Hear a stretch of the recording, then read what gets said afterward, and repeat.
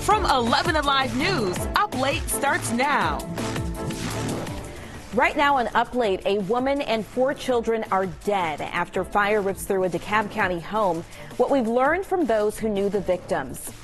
Plus, a week after President Trump's controversial phone call to Georgia's Secretary of State, we're learning about a similar call he made to another Georgia elections official. What we know tonight. First tonight, we are following the latest developments after Wednesday's insurrection at the U.S. Capitol. We've now learned Vice President Mike Pence plans to attend the inauguration of President-elect Joe Biden later this month. President Trump has already said he will not be there. And CNN now reporting sources close to Pence say he has not ruled out invoking the 25th Amendment if the president becomes more unstable. This is calls to impeach the president for a second time grow louder. Officials say at least 180 members of Congress have now signed on to this article of impeachment. It accuses President Trump of incitement of insurrection. House Democrats plan to formally introduce the legislation on Monday. Under Senate rules, the earliest a trial could begin is January 19th.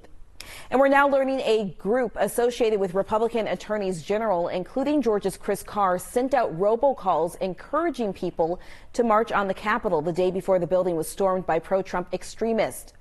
Meanwhile, more than a dozen people now facing federal charges in Wednesday's riots, including a man with Georgia ties. And that is where our continuing coverage begins tonight. We are learning more about the Georgia man who has been identified as Cleveland Meredith Jr. An 11 Alive investigation shows Meredith has Metro Atlanta ties, including a car wash business. Federal authorities arrested Meredith on Thursday in D.C. And as 11 Alive's Chanu Hur explains, he's no stranger to some local law enforcement agencies. The Hiawassee police chief tells me Cleveland Meredith Jr. was known to them because when he moved there from Atlanta, his own family contacted the department because they were concerned about his behavior and his ties to QAnon. This is Cleveland Meredith Jr., who federal authorities arrested on January 7th in connection to the Washington, D.C. riots and is charged with making interstate threats to Speaker Nancy Pelosi. Court documents obtained by CNN state Meredith sent text messages saying he was going to shoot Pelosi on live TV. Tori Anderson, who lived in Hiawassee, Georgia, had her own run-in with Meredith in the summer of 2020 during a Black Lives Matter rally she organized. He passed by us kind of threateningly with his gun out of the window of the car.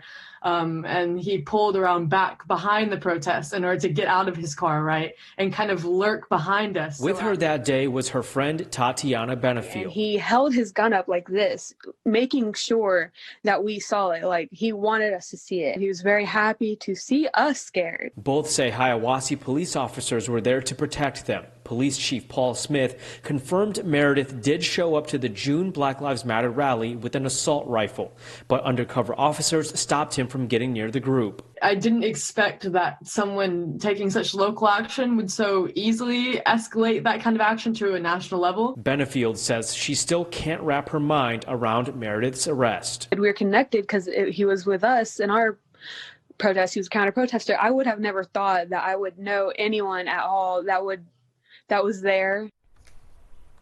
Some of the most recognizable faces from Wednesday's riot are now in police custody facing federal charges, including this man dressed in a horned animal skin hat, carrying a 6-foot spear with the American flag. The Justice Department says Jacob Anthony Chansley of Arizona, he's known as Jake Angeli, turned himself in to Arizona police today. Chansley told the FBI he went to Washington after the president put out a call to patriots. The man spotted smiling while walking away with House Speaker Nancy Pelosi's lectern, now also in custody. 36-year-old Adam Johnson of Manatee County, Florida, is charged with theft of government property, amongst other things. Florida news outlets report Johnson is married to a physician and has 5 children. And the man photographed kicking his feet up on Nancy Pelosi's desk turned himself in to authorities in Arkansas yesterday. 60-year-old Richard Barnett of Arkansas is charged with illegal, violent entry and stealing Pelosi's mail. You see him holding it in the picture right there. He is currently in FBI custody. New tonight, we've learned a fundraising group associated with the Republican Attorneys General Association sent out robocalls encouraging people to participate in Wednesday's march. Georgia's Attorney General Chris Carr is the chairman of that association. At 1:00 p.m., we will march to the Capitol building and call on Congress to stop this steal.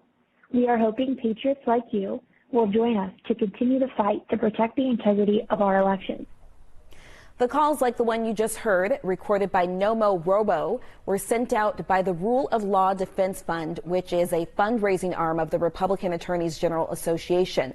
Georgia Attorney General Chris Carr, the chairman of the association, said he had no knowledge or involvement in this decision.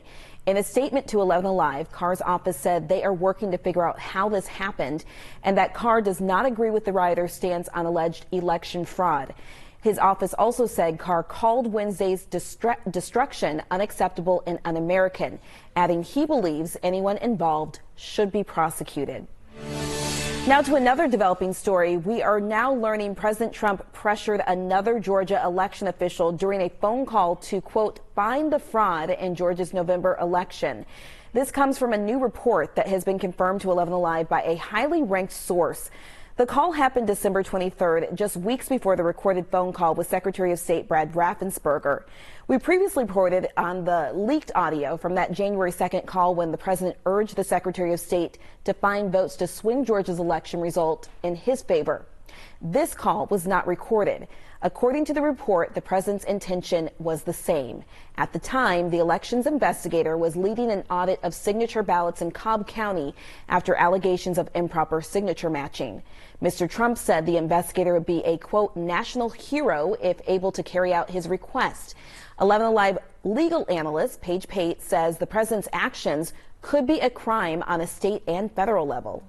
Under Georgia law, it is a crime if anyone willfully interferes with the official duties of someone who's assigned to either monitor the elections or has any official responsibility in compiling ballots and counting ballots. I don't think there's any doubt that an investigator with the Secretary of State's office is in the commission of his official duties when he's investigating potential election fraud.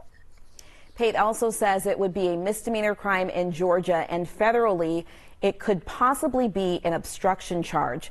The Post reports Secretary Raffensperger called the president's request to that investigator, quote, inappropriate.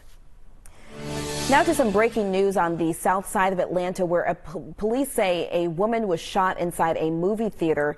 It happened just after 9 p.m. at the AMC Theater off Camp Creek Parkway.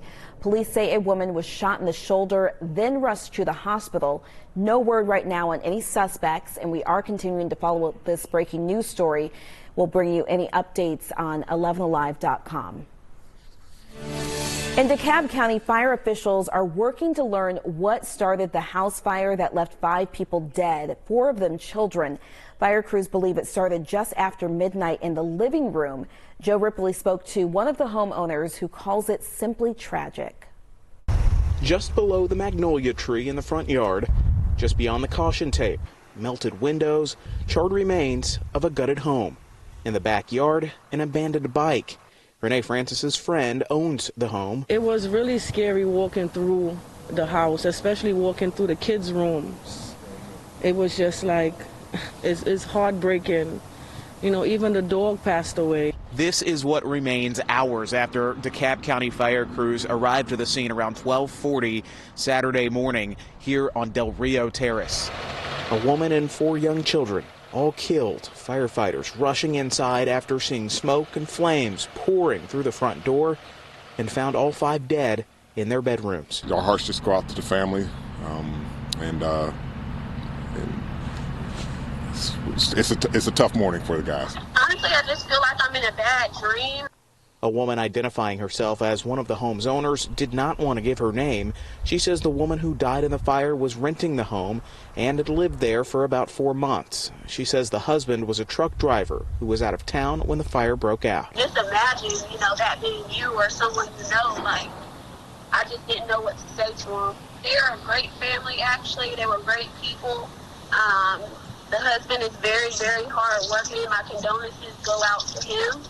And this is just really a tragic situation. The cause of the fire remains under investigation.